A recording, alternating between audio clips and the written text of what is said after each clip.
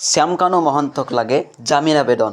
জুবিন হত্যাৰ অন্যতম অভিযুক্ত শ্যামকানু মহন্তই জামিন বিচাৰি আবেদন কৰে ফাষ্ট ট্ৰেক আদালতলৈ। পূৰ্বতেও শ্যামকানু মহন্তই জামিন বিচাৰি আবেদন কৰে যদিও সেই আবেদন সম্পূৰ্ণৰূপে নাকচ কৰা হয়। জেলৰ ভাত আমুৱাইছে নেকি শ্যামকানু মহন্তৰ? কিয় বাৰ বাৰ নাকচ হোৱাৰ পিছতো জামিন আবেদনৰ বাবে প্ৰতিবেদন দাখিল কৰে শ্যামকানু মহন্তই? জুবিন গাৰ্গক নৰ্থ ইষ্ট ফেষ্টিভেলৰ নামত ছিংগাপুৰলৈ লৈ গৈছিল শ্যামকানু মহন্তই। শ্যামকানু মহন্তৰ ওপৰত আছে হত্যাৰ ধাৰা, BNSৰ ধাৰা।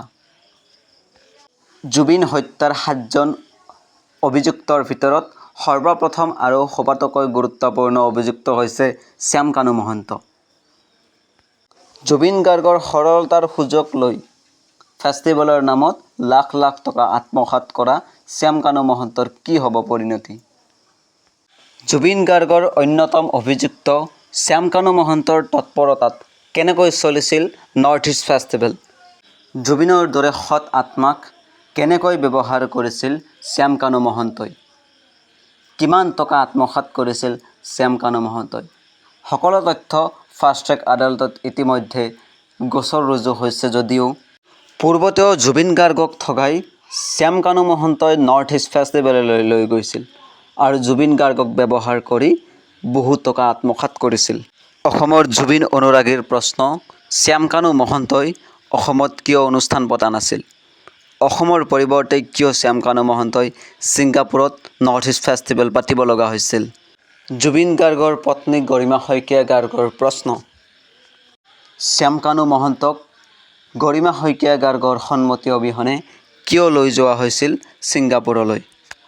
জুবিন গাৰ্গৰ ভগ্নী পামী বৰঠাকুৰে মন্তব্য কৰে যে এই যুদ্ধখন হৈছে ন্যায়ৰ যুদ্ধ আৰু এই যুদ্ধত সমগ্ৰ অসমবাসীয়ে একলগ হৈ কাম কৰিলেহে সফল হ'ব পাৰিম। জুবিন গাৰ্গৰ অধিবক্তাই মন্তব্য কৰে যে জুবিন গাৰ্গৰ মদত হেনো শ্যামকানু মহন্তই বিষ মিহলাই দিছিল, যাৰ ফলত জুবিন গাৰ্গৰ বিষক্ৰিয়া হৈ মৃত্যু আকোৱালি লৈছিল। এই সমগ্ৰ ঘটনাটোক এটা দুৰ্ঘটনাৰ ৰূপ দিবলৈ চেষ্টা কৰিছে নেকি শ্যামকানু মহন্তই? জুবিন গাৰ্গ আছিল সহজ সৰল মানৱতাবাদী মানুহ।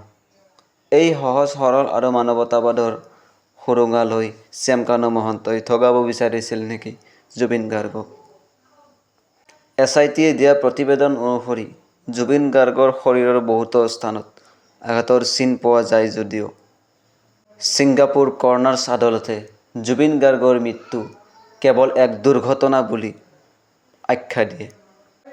জুবিন গাৰ্গৰ পত্নী গৰিমা শইকীয়া লগতে অসমৰ ৰাইজে জুবিনৰ ন্যায়ৰ অপেক্ষাত আজিও আছে।